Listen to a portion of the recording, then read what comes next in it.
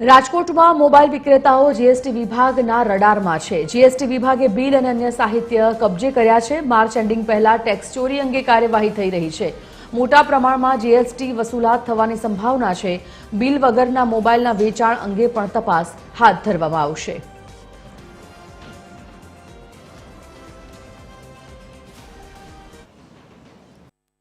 રાજકોટ એટલે સૌરાષ્ટ્રનું પાટનગર। અહીં મોટા પ્રમાણમાં ખરીદી સૌરાષ્ટ્રના લોકો રાજકોટમાંથી કરતા હોય છે। ત્યારે રાજકોટના એસ્ટ્રોન ચોકમાં મોબાઈલની મોટા પ્રમાણમાં દુકાનો આવેલી છે। ત્યાંથી સૌરાષ્ટ્રભરના શહેરોમાં મોબાઈલની લેવેચ થતી હોય છે। ત્યારે અહીં આવેલા જે મોટા 4 પ્લેયરો કહી શકાય, ઉમિયા, રામદેવ, જેનિશ અને મેહુલ ટેલિકોમ, ત્યાં ગઈકાલ સવારથી અધિકારીઓ દ્વારા તપાસ કરવામાં આવી રહી છે। તે લોકો ટેક્સ ચોરી કરે છે કે ઇનપુટ ટેક્સ ક્રેડિટ મેળવે છે, જુદી જુદી બાબતોની ચકાસણી કરવામાં આવી રહી છે। સાથે સાથે એ લોકોનું જે સાહિત્ય છે તે પણ કબજે કરવાની કામગીરી હાથ ધરવામાં આવી રહ્યું સૂત્રોમાંથી માહિતી મળી રહી છે। અને ગઈકાલ સવારથી આજ લગભગ 24 કલાક થયા, હજુ પણ આ કાર્યવાહી ચાલુ છે। ચારેય દુકાનો હાલ બંધ હાલતમાં જોવા મળી રહી છે। અંદર અધિકારીઓ બેઠા છે। સાથે સાથે વાત કરીએ, આ લોકો પાસેથી નાના મોટા વેપારીઓ માલની ખરીદી પણ કરતા હોય છે, જેને લઈ તે વેપારીઓમાં પણ ફફડાટ વ્યાપી ગયો છે। આ સાહિત્ય કબજે કરવામાં આવશે અને ત્યારબાદ જો ટેક્સ ચોરી સાબિત થશે તો તેમના વિરુદ્ધ